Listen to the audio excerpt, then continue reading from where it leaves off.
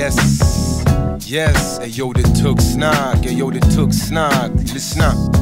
Hey yo det Tuggsnack, gå så här, lyssna, hej. Hej allihopa, välkommen till ännu ett avsnitt utav Tuggsnack. Idag har vi en väldigt speciell gäst här ikväll, så vi kommer nog köra programmet på engelska. Welcome everybody to Tuggsnack. My name is Claudine Lazaridis, and I'm going to let my co-host today introduce themselves. My name is Philip O'Connor. I work as a sports journalist covering mixed martial arts for one of the world's biggest news agencies, and we'll find out exactly why I'm sitting here in about 20 seconds time, Rojan. Yes, my name is Rojan Sen, sports fanatic, founder of NBA Talk Sweden podcast, but I'm not here to talk about myself. I'm here to talk with y'all guys, and I'm going to introduce our next guest for tonight, Jimi Manuwa, UFC fighter. Welcome. Hey, Welcome. Hi, hello. Welcome. Thanks for having me. It's great to have you here. One of those things that I was just talking to you before we went on air there about, you're in Sweden a lot these days. What do you do when you come over here? Where do you like to hang out? What do you like to do here in Stockholm? You know, I've got a lot of friends here now, and I just like to chill and relax and focus on my camp and training and that. And how's that been going for you so far? Going great as usual, and you know, training's going well. We're 2.5 weeks out from the fight, and I'm firing on all cylinders. It's a pretty big fight. I'm sure we'll get into more of those details in a little while. Claudine, you look like you had a question there. So you train out here in Sweden? Yeah. Where do you train out here? At All Stars Gym. Okay, so is it like, because UFC is obviously big around the world, but is it like a lot out here in Sweden too? Yeah, it's very big out here. Thanks to all the great fighters what come from here, like Alex and Ilya and the Tamer brothers and stuff, and yeah, it's very big out here. So do you like Sweden? Love Sweden. What do you like about it? Just the people, the calmness of the city, and it's also nice to get away from London, like the fast moving London and everything out here is a lot more calmer, and I can focus on what I have to focus on. Okay, that's nice. So, but can you tell us a little bit about yourself, like where you're from? Born, where you grew up? I was born in California, and then I was brought up in Nigeria. Then I went to London when I was 10 years old, and then I've been there ever since. Okay, that's interesting. I know Rojan has one question about the fact that you were born in California. He's mentioned the NBA already. Rojan, you may as well get it out of the way now, man. Okay. I was thinking about it earlier. You were born in California. Uh-huh. Do you have an interest in NBA? And which team do you cheer for? No. No. Told you, man. Not at all. No.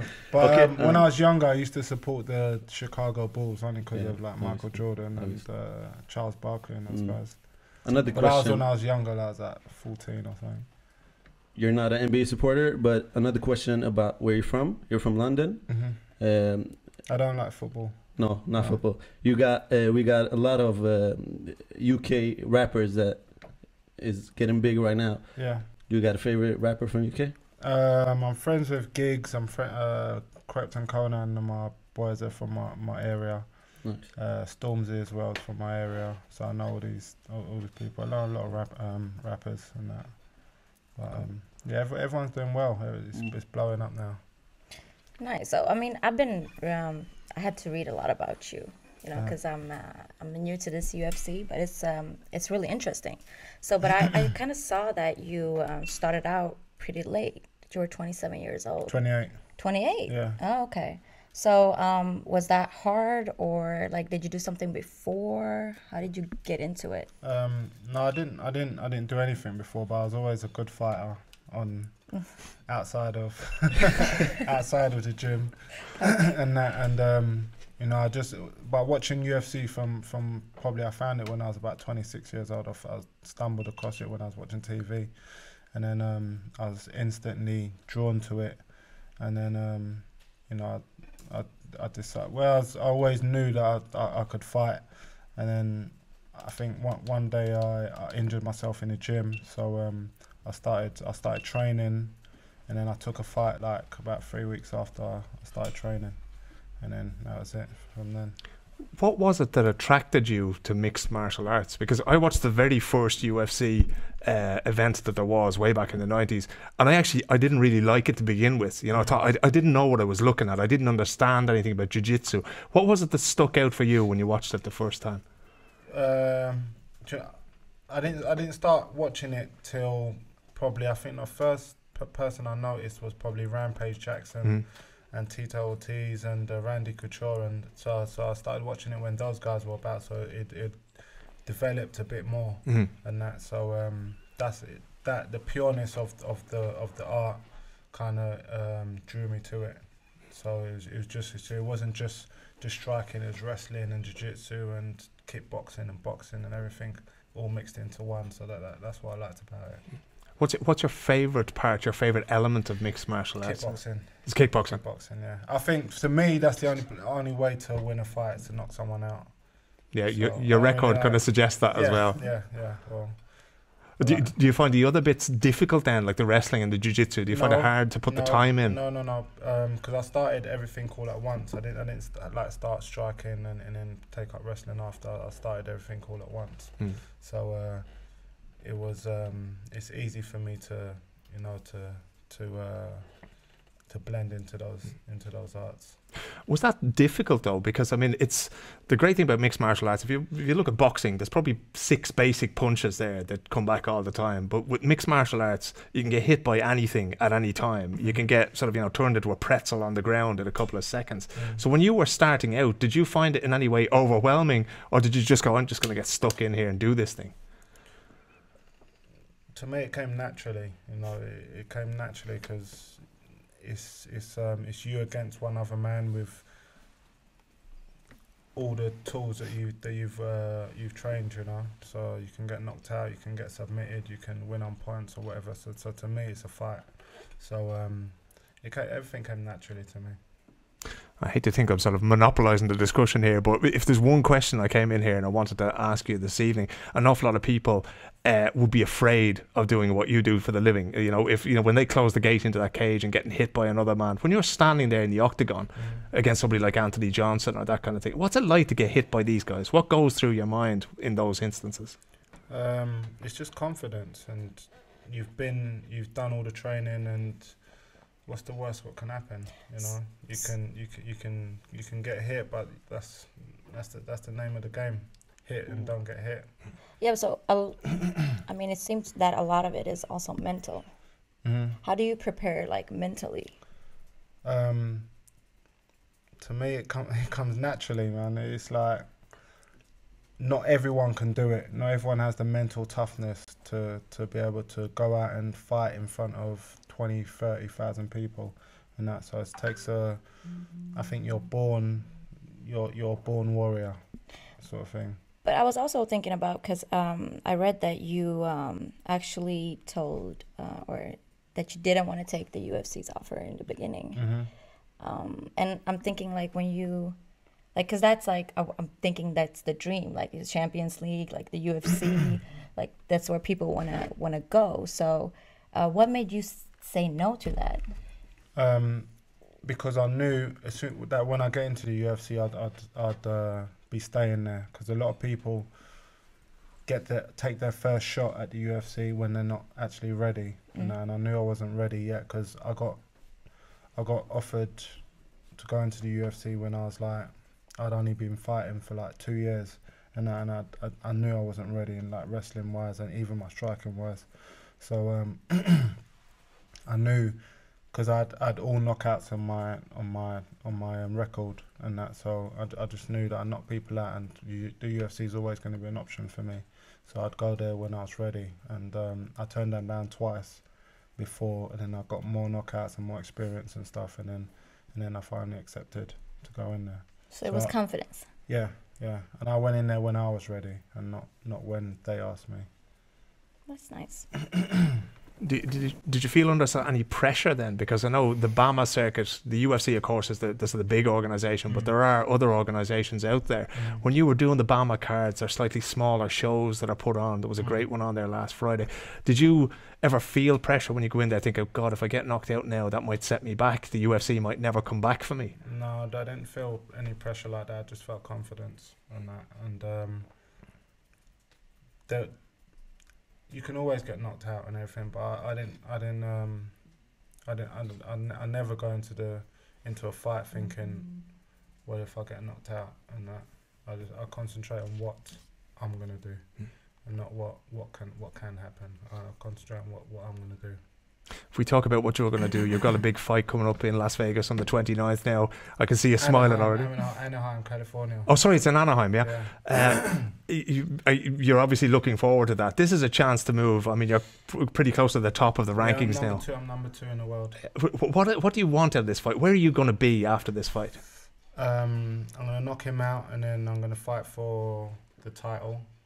And so I'm going to fight the winner out of John Jones and Daniel Cormier. Okay, as Dana White said, okay, Jimmy, you're getting this fight. Yeah, I had a meeting with him after my last fight, after my last knockout in London. Is there any one of those two that you would rather fight? No, either one of them. They're both two of the best in the world, and I'm ready for both of them. But do you have like a dream opponent if you had to choose anybody? Like, it doesn't have to be like somebody today, but like if you could fight anyone. No, I never really not even calling anyone out. I think all fighters are great, and I haven't got a preference in who I'd want to fight. But do you have like a fight that is like that you're the most proud of then? All of them. Good answer. Any win is a good win, All of them. I'm proud of all my fights and that, all my wins, and that, and you know, because it takes a lot of work, and people don't see the training camps and the training what goes into it. People just see the performance and the fight, the 3 minutes, 5 minutes, 2 rounds or whatever.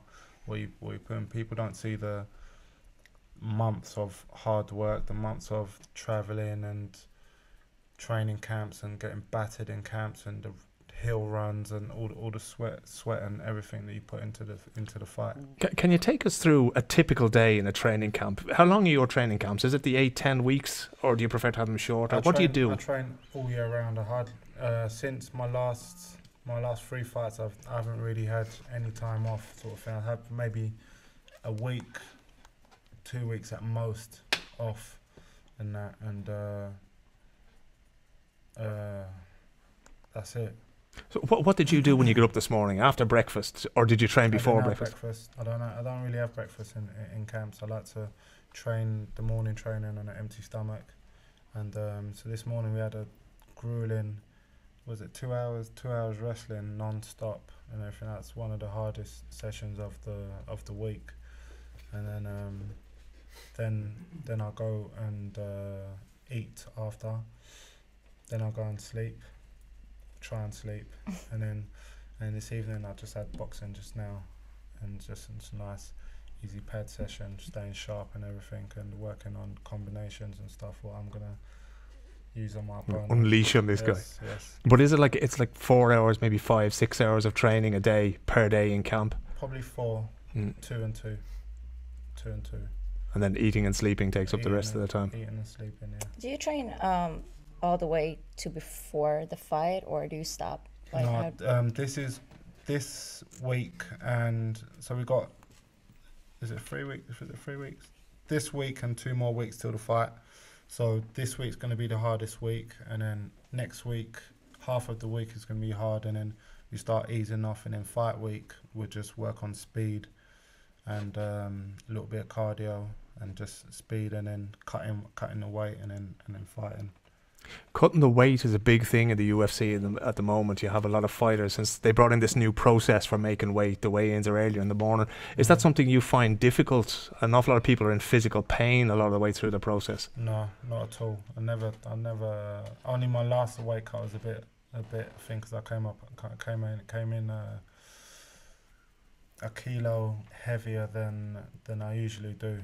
So it was probably my hardest weight cut, but other than that, I never have a problem cutting weight.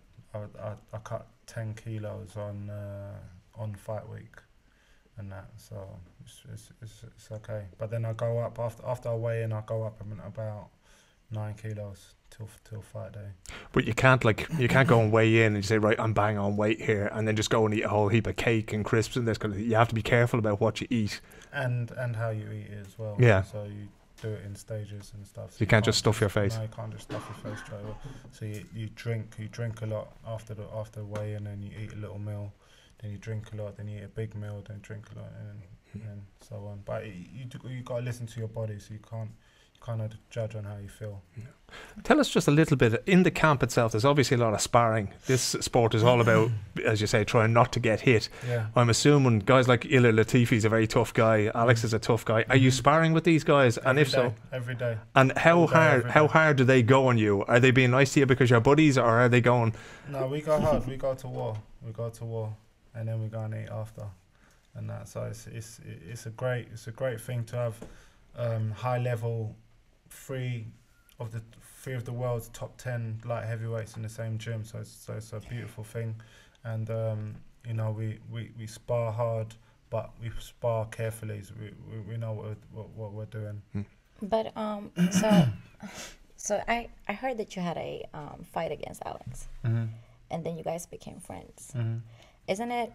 I'm thinking hard, like when you have an opponent and you're fighting, and then, you know, to then become friends, or like do you separate that completely? We were kind of friends before, and that, but we hadn't trained together. So we because we both trained at Alliance in California, and then I'd just come to the UFC, so I went to California to train, and Alex was going there, but I saw he was European and that, so we started talking on the things, and I will train together. Wherever, I'll come to Sweden, you come to London, and then we hadn't trained yet, but we'd spoken, and then the fight, his opponent pulled out, and he was fighting in London, so my manager kind of said, like, you can take the spot, but it's Alex. So I said, okay, but he was ranked number 1 at the time, and I think I was like ranked number 12 or 13, and I'd just come into UFC. I think I had like 3 fights in UFC, so it was an offer I couldn't turn down to fight the number 1 in the world, and so I took the fight. I fought. It was my first loss in London, and then after we said, oh, we'll train together and everything. So I came to Sweden, and we've been friends ever since. Nice. And that, so, but since coming here and working with the All-Star team and everything, my levels have gone up sky high, and that, and now I'm ranked number 2 in the world, and looking to take the belt next. Go ahead, Roger. I was gonna say, I'll go back a little bit and talk about what we talked about earlier. And your next fight, you're going against Volkan Özdemir. What do you think about him, and what is going to be the most difficult thing to deal with? I'm gonna run through him. He's a great fighter. He's had two good wins in the UFC against top 10 opponents and that, and he's made a name for himself and everything. But I can't see him lasting 2 rounds, and that, and he's not gonna be able to take what I've got to give to him. He's gonna get knocked out. And after that, you said you're probably gonna get the championship game or fight. Who do you think that you will get? I think John Jones wins the fight. I can't see what Cormier has got to offer him they didn't have to offer him in the last fight, and that. So I think John Jones wins the fight. But I don't know. It's a fight, and you never know what can happen. You know, because that's a great, when they're 2 of the best in the world, so anything can happen in that fight. But I'll be ready for any one of them. John Jones has been out for a year because of this ban that he got. Do you think that, like, is it difficult to stay in shape? Is it difficult to stay focused when you're not allowed to fight? No, I think he's got more motivated, and that being with all his problems and stuff, and I don't know. I'm just concentrating on myself and what I'm gonna do in my future. That seems to be the thing with you, that you're not bothered about what anybody else does. You just want to go in and do your thing. Yeah. Does it make any difference to you? Because the light heavyweight division, it's not the deepest division, but the guys who are at the top are very, very good. So, you know, Cormier is great, Jones is great, Alex is great. Do you change your game plan if you're going in there to meet Cormier? Will you have pretty much the same game plan as you would if you met Jones? Maybe, but for me, they're just bodies. They're not. I don't see them as names or fighters or fighter types. and everything. I just see bodies, and the way we train for everything. We train for wrestling. So if we've got if I've got Cormier, it's a little bit more wrestling, and that. If we've got Jones, it's a little bit more striking. He's a bit taller. He fights how he fights and everything. But we're fighters, and we're ready for any form of style. Explain to me just a little bit, you know, when Bruce Buffer gets that microphone in his hand and he starts calling out your name, how does that feel in there? Do you hear the crowd around you? Do you hear Bruce, or are you just focused on what you're going to do? I'm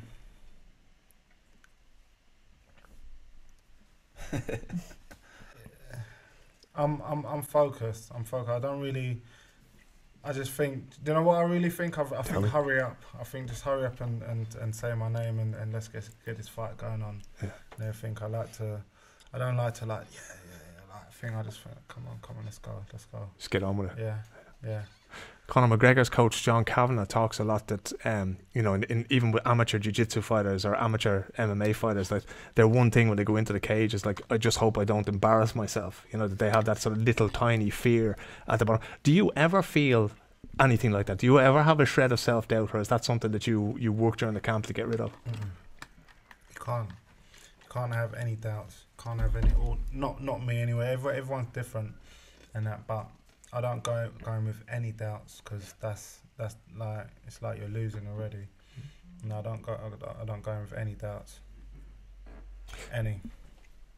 But I mean, to be confident is one thing, but is there anything else, like mentally, that is important? Like I'm thinking about to be humble, or like other attributes that are important, or that helps you. I think you just gotta be yourself. If you're loud and outgoing, then do that. If you're humble and quiet and everything, then do that. One thing I don't like is people putting on an act. We was talking about this before we came here. Like a lot of people like shout and say, "Oh, I'm gonna do this. Oh, fuck you," and everything. And then after they're like, hugging each other and everything. I don't like that shit. Yeah, you've been pretty calm. I like to be just normal and real. It's a fight. We're going to fight anyways, and whoever wins, and that's it. I don't like to try and build up the fight and act fake and everything, and try and sell the fight and everything. It is what it is. I let my fighting speak for itself. Yeah, there's nothing worse than when two guys have talked up a fight for 6 months and then they get in there and they just stand there holding each other for 5 rounds and bores the shit out of everybody. Yes. You know? Or even if they fight and then they hug after and everything, then you could say it was all fake. It was all like... Yeah, it was all, I was kind of surprised that time in Madison Square Garden when Nate Diaz and Conor McGregor hugged, because they really talked crap about each other for a long time. And I know it was only sort of, you know, professionals respecting one another, but you still felt kind of, you know, it's a bit of a swizz all the same, you know.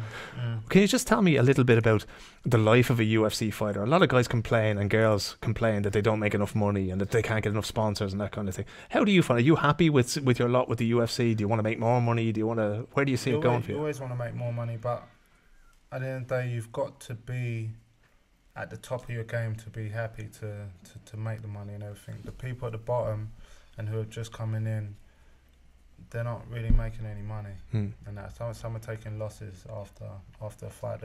Some are getting paid like $10,000 and stuff, and you spend that on a training camp and that. So you know, it's pretty hard. So that's why you've got to stand out from the crowd and be something special. And have something special about you, and to get to the top. Would you ever consider changing weight class, either up or down? And maybe, I know it's a bit of a big jump either way for you, you know, but is that something you consider to get another belt, maybe? Possibly. Like,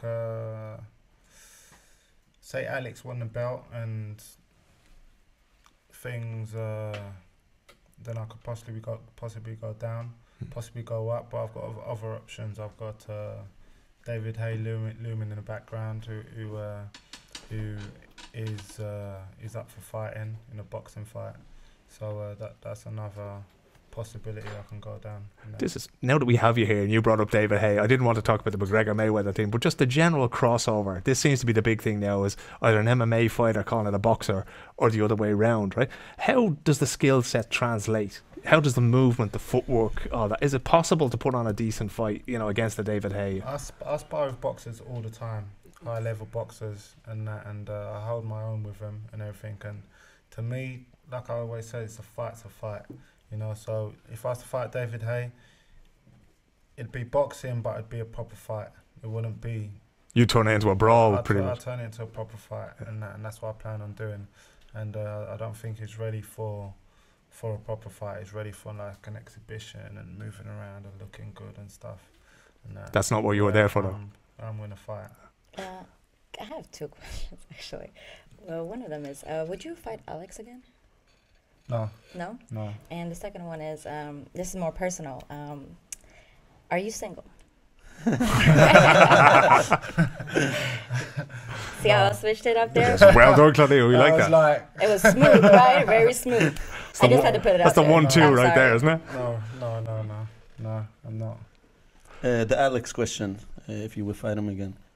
Not even for the belt? No, not even for the belt. The belt doesn't mean that much to fight a friend. We train and help each other and you know, help each other to get better, and I think that's more important than fighting for the belt. Where do you see this going? Where is Jimi Manuwa in 5 years? Has he beaten David Haye? Is he a 2-weight world champion? Where do you see it? What's the goal, the ambition for you? To be sitting on a beach, sipping a pina colada. Done with the fight game? Done with the fight game, and enjoying life. With a few quid in the bank? With a lot of quid in the bank. You have no ambitions to become a promoter, to anything else like that? I want to enjoy life, enjoy my children, and you know, just put my feet up and relax.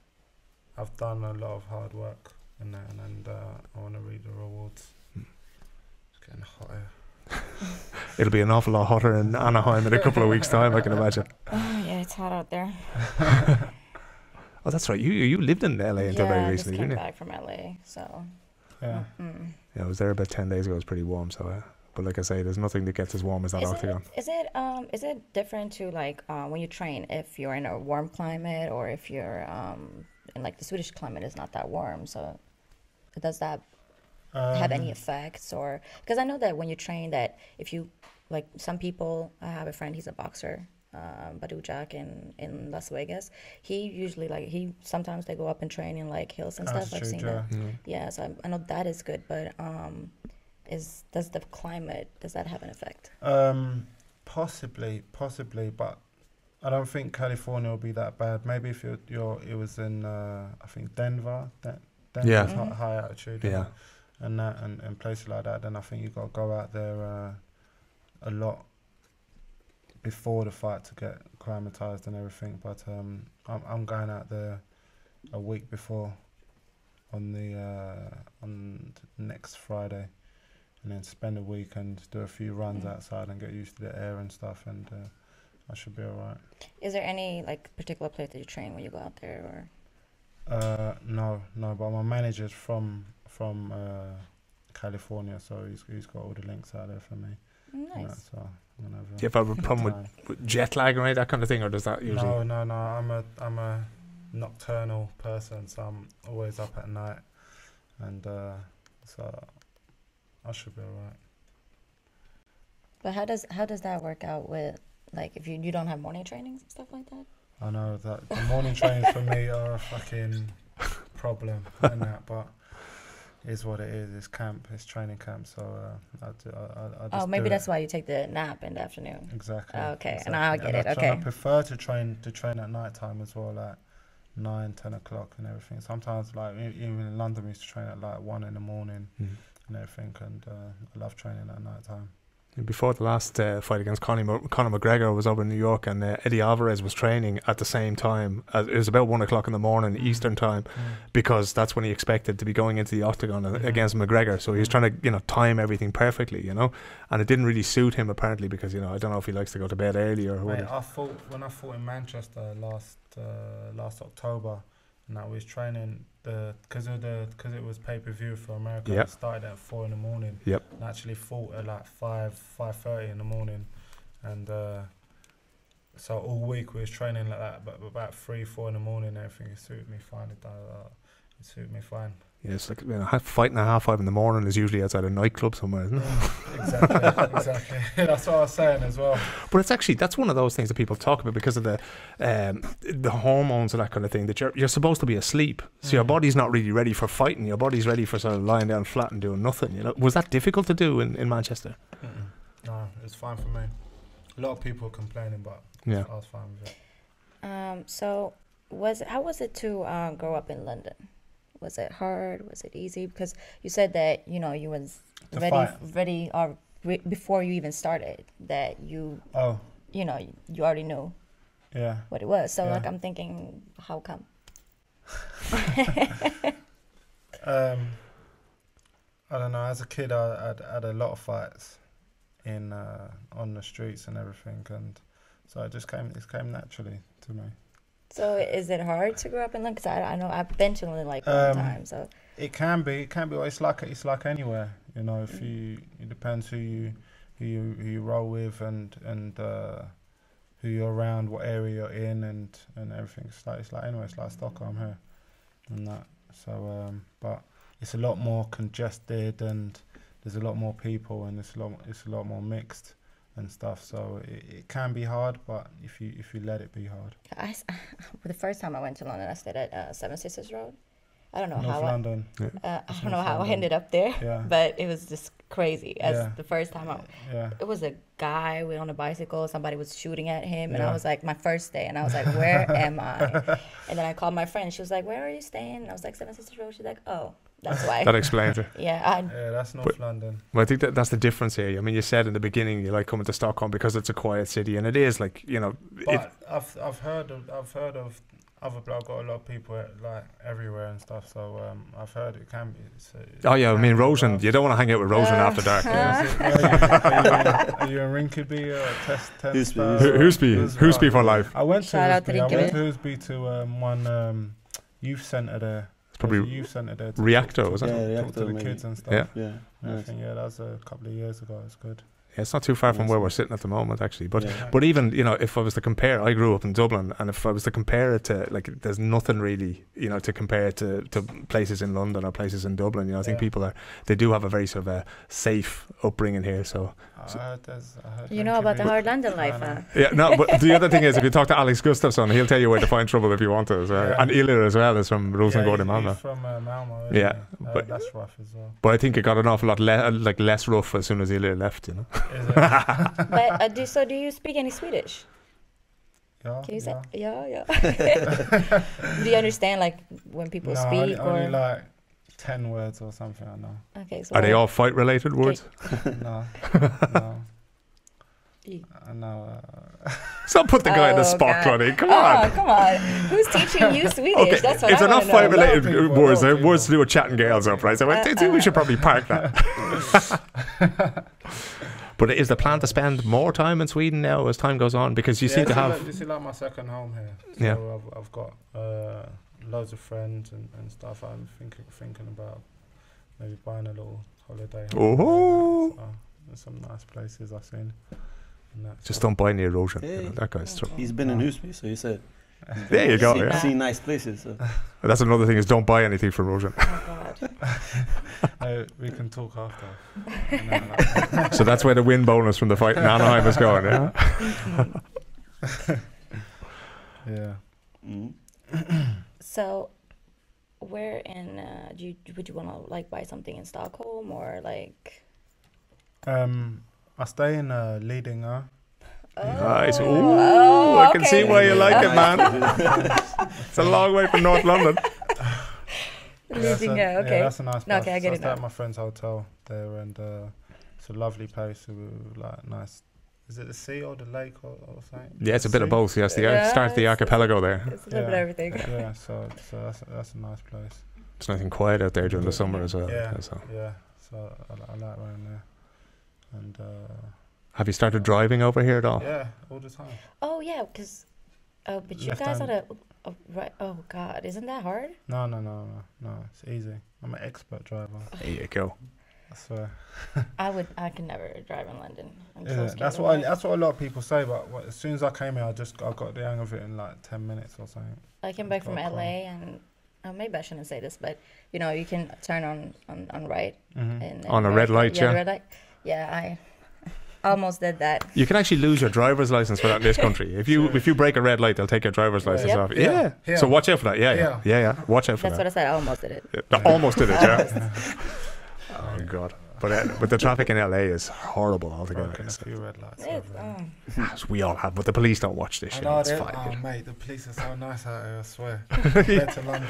That's true, actually. There's no cameras or nothing anywhere. Don't jinx it, okay? Don't jinx it. We'll all be arrested leaving here. Different, I swear, even in London, if you run a red light, they'll send a fine to your house. Yeah. And but everything. they have cameras right out there. Everywhere. Yeah, they have that in some Can't places do in LA, but anything. out here they don't really like. They will warn you in Sweden. We will have like a sign saying that there's gonna come a camera soon. Yeah. There's a camera So, 500 yards down the road. Yeah, You know. Sweden's a nice country to live in. Polite place. Yeah, Polite place. they're very polite. Yeah, it is. They are. But I noticed that as soon as I came here, that the people were so friendly and nice and helpful and everything. So. I can't believe you spend most of the day with two Swedes trying to beat you up and you still want to live here, man. How are the guys outside of sparring? I don't get beaten up. You don't get they'll find it hard to lay a glove on you. But how are the guys outside of sparring? What's the relationship with Alex? It's great. We're really good friends, and I go to his house for barbecues and everything. We eat together, and it's great. It's really good. But you were talking a lot about like that people don't really see like what it takes to prepare. So like you mentioned a lot of like traveling. How is it to travel a lot and train in different like places in the world? For me, Stockholm's probably the best for me because I don't really travel too well and everything. I get homesick and I like my home comforts and just being in my own area. So coming to Sweden's not too bad. Like it's only two hours away, and that, so I can quickly dash back and forth between. But like, are you away here a and lot London. when you train? Like, or Yeah. for how long is the sessions? When I come for 2 or 3 weeks at a time. Then I go back for a week and then come back, and that. So it's alright. It's alright. It's not. But is it like that all year round, or like is it because you said that you train all year round? But is it like that intense all year round? Mostly. I'll probably come here for 2 or 3 camps a year. So in those camps, I'll probably come here 2 or about 3 times for each Yeah, you do camp. need a house in Sweden. That's for Yeah, sure. exactly. Yeah, you do. Yeah, exactly. So What do you miss about home when you're over here? my children, the whole family, my dogs as well, and just being able to, you've got your places of eating and your like home comforts and stuff, and that's it, friends and stuff and that. But do you know what? Even in London, I don't really see my friends too much because I'm always training at home, or I go and do, I don't know, have meetings and stuff and everything. But I see my friends once in a while and then we hang out and that. I suppose between having children and having the kind of career that you have, Exactly. unless there are people in the gym, there's Very not a whole busy. lot of time left over, you know. Exactly. I'm very busy, so but it's a great thing. It's a great thing. I like it. I like what I do. That's the most important thing. What do your kids say about you, about the career? What does the family think of what you do for a living? Everyone's really proud and supportive, and that's it, man. That's it. I've got three lovely daughters and everything, and they're all doing good. One last question. Apparently you're getting a lot of love off the people here in Stockholm. When people see you on the street, they're stopping you and that kind of thing, and do you get the same thing now in London as well? Because I wouldn't call it a meteoric rise, but you've always been a very sort of popular fighter. How much does that mean to you when you're sort of putting your head on the pillow at night?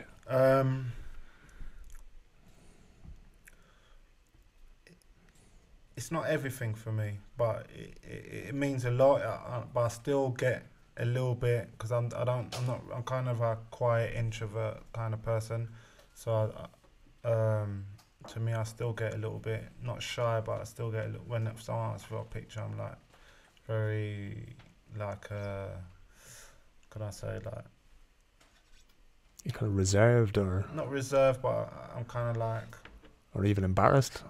a little bit, but I don't know, but it's not everything to me, Yeah. But so, I mean, I'm sure that kids look up to you and like a role model. Like, do you do anything back for like young people in the community, or are you thinking about it? Yeah, I'm always up for supporting the young kids and stuff, and I like doing talks. I've been to a couple of schools that I got kicked out of to actually do talks and stuff to young children. I used to have my own gym as well, and we used to take in like kids from the rough schools and stuff to teach them martial arts and more of a like respect sort of thing, and to actually help them and show them about sports and stuff. Because for me as a kid, if I would have found martial arts when I was a kid, then my upbringing could have been a lot different, because I could channel my energy, the energy that I had doing other stuff into martial arts and stuff. So I'm always supportive of giving that knowledge to kids. That is really important. And I think that it's important that more people that kids look up to do things like that, because I feel like even here in Sweden recently we have had like a lot of issues with our youth, and I feel like everywhere in the world that is kind of spreading. So I think it's very important, and especially I feel like young men look up to like athletes. So I think it's really important that athletes, work with communities and such. So it's a great thing that you do that, and you never know whose life you will change. Definitely, and I always get messages from like young kids, and I think that's probably the best bit, is getting messages from like young kids saying, I look up to you, and I started this because of you, and stuff like that, and that's really humbling, and those are the sort of things what make me happy. That's nice. We're kind of running out of time, but I have to say that it was extremely nice to have you here. I learned a lot, we're thank you to my two co-hosts. Thanks for having me. It's been great, and I support the podcast and the show and everything. Yeah, you have to come back here 100%. when you win your fight. Yes, which you will. Yes. We'll be tweeting you that night now in Anaheim and sending you our good wishes, man. The best of luck with that. 100%. Thank you so much. Thanks for having me. Applause, okay. Dagens avsnitt sponsras av Kista Komp AB, Sisi Café, Lilla Rätt i Tyresö, Blossom House AB och Lekobus i Rotebro. Vi vill tacka er ännu en gång för att ni tittat på ännu ett avsnitt av Tuggsnack, och glöm inte att följa oss på Facebook, Instagram och prenumerera på YouTube. Knappen finner ni någonstans under videon. Missa oss inte nästa måndag, samma tid, samma plats. Tack för oss, vi ses där. Hej!